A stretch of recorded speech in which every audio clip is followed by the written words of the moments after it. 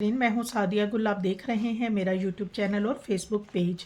इस्लामाबाद में जो वाक़या पेश आया जिसमें एक जज के बेटे ने दो मासूम लड़कियों ताबिंदा और समरीन को वो जब काम से वापस आ रही थीं तो उनको जिस बेदर्दी से V8 गाड़ी से कुचल दिया। और उसके बाद इन बच्चियों को इंसाफ दिलाने के लिए सोशल मीडिया पे हम लोगों ने बहुत एक कैंपेन चलाई और हम इन मज़लूम जो वालिदैन हैं इनके साथ खड़े थे। और जैसा कि आप सब जानते हैं कि जज साहब के बेटे का 4 रोज़ा रिमांड जो दिया गया था वो भी अभी पूरा हो चुका है। और जो प्रोटोकॉल उसके जेल में थे वो भी सब आपके सामने मैंने रख दिए थे।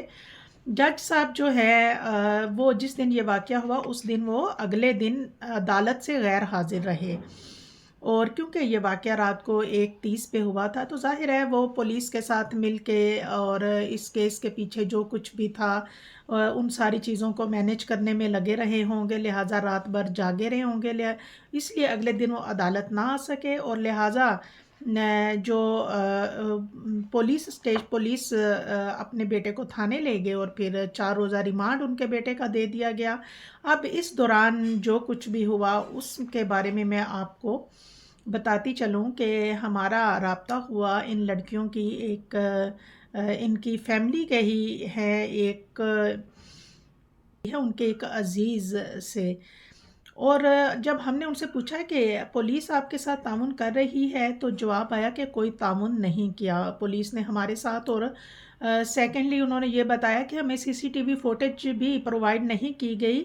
और यानी कि सीसीटीवी फुटेज जो है उसको दबा लिया गया है। और आप सब जानते हैं कि सीसीटीवी फुटेज को दबाने का मकसद यही है कि अगर वो सोशल मीडिया पे या किसी के यूट्यूब चैनल पे चल जाती है तो उसके इससे लोगों को जो ये वाक़या हुआ इसकी होलनाकी का अंदाज़ा हो जाएगा और फिर जज के बेटे का बचना जो है वो मुश्किल हो जाएगा।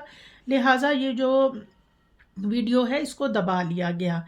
और नाजरीन सेकेंडली जो बात है उन्होंने हमें ये बताई, उन्होंने कहा कि एफआईआर जो है वो दर्ज तो की गई है लेकिन इसमें 322 दफ़ा जो है वो नाफिज की गई है। 322 के केस में होता ये है कि मामला जो है वो दियत की तरफ जाता है, यानी कि जज साहब ने यकीनन जैसा कि उस बच्ची के घर वालों से इन बच्चियों के घर वालों से कहा कि उनको उनके बेटे को माफ़ कर दिया जाए, उनका बच्चा मासूम है, छोटा है, उससे गलती हो गई, वो इन बच्चियों को मारना नहीं चाहता था लेकिन ये सिर्फ एक हादसा एक्सीडेंट था, लिहाजा इनको मेरे उनके बेटे को माफ़ी दी जाए। और अगर मैं समझती हूँ कि अगर वो अंडर एज था और उसके पास लाइसेंस भी नहीं था और ये बात तो कंफर्म है कि वो बच्चा अंडर एज ही था तो फिर तो ये सीधा 302 का केस बनता था, क्योंकि सबसे बड़ा जुर्म तो यही था कि वो अंडर एज है, उसके पास लाइसेंस नहीं है और वो एक हैवी गाड़ी लेके लैंड क्रूज़र लेके वो रोड पे निकल आता है। और फिर उसके बाद ये भी तो सवालात उठते हैं कि आखिर इस लैंड क्रूज़र का मालिक कौन था और बच्चा किस तरह घर से ये गाड़ी जो है वो लेके निकल आया। और ये जो जज साहब के बेटे हैं ये पतली गली से निकल गए हैं और लिहाजा इनके ऊपर कोई कानून लागू नहीं होता। अब कहा यही जा रहा है कि जो लवाहकीन हैं, जो मदई फैमिलीज़ हैं, इन बच्चियों के जो पेरेंट्स हैं वो जिस इस्लामाबाद की हाउसिंग सोसाइटी में मुकीम हैं उनके ऊपर भी जो सोसाइटी के मालिकान हैं उनकी तरफ से दबाव और प्रेशर आता रहा है कि जी मामला जो है वो सुलह सफाई की तरफ जो है वो लेके जाया जाए। लिहाजा ये जो बच्चियां थीं उनके वालिदैन जो हैं बिलाखिर हो सकता है प्रेशराइज भी हों और फिर जैसा कि उनके हाथ सीसीटीवी फुटेज भी दबा ली गई थी तो उनको भी ये अंदाज़ा हो गया होगा कि वो अदालतों में जाके धक्के खाने के बाद भी शायद उनको कुछ हासिल ना हो। लिहाजा उन्होंने क्या किया कि ठीक उन्होंने अदालत के रूबरू जो बयान दिया वो यही है कि जी हम ये एक हादसा था तो हमने अल्लाह की रज़ा के लिए इनको माफ़ कर दिया। और नाजरीन ये जो सीसीटीवी फुटेज थी, ये जो वीडियो थी, इसको दबाने का मकसद आप लोग भी जानते हैं, यही है कि हमें इस वाक़े की होलनाकी का कोई अंदाज़ा ना हो, यानी कि फिर तो इस छोटे जज का बचना बहुत मुश्किल है ना। और नाजरीन एक दफ़ा फिर लैंड क्रूज़र वाले जो हैं वो जीत गए और गरीब आवाम हार गई।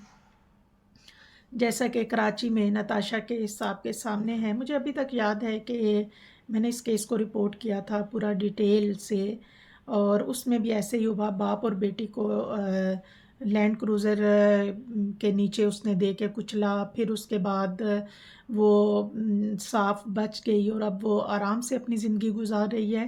بالکل ایسے ہی ہے جو جج صاحب کا بیٹا ہے، شاید انہیں بھی کبھی احساس نہ ہو کہ اس نے کتنا بڑا جرم کیا ہے۔ اور پھر یہ جو والدین ہیں ان پہ تھوڑی سی مجھے حیرت ہے کہ یہ جو والدین ہیں ان کو نہیں چاہیے تھا کہ یہ اتنی جلدی اس کو معافی دے دیتے۔ آخر ان کے بچیوں کا خون اتنا سستا تھا کیا؟ ان کو اس طرح اس جج کے بیٹے کو معافی نہیں دینی چاہیے تھی۔ کچھ وقت تو دیتے، کچھ وقت تو ان کو تکلیف اور اذیت دیتے تاکہ انہیں کچھ تو اندازہ ہوتا۔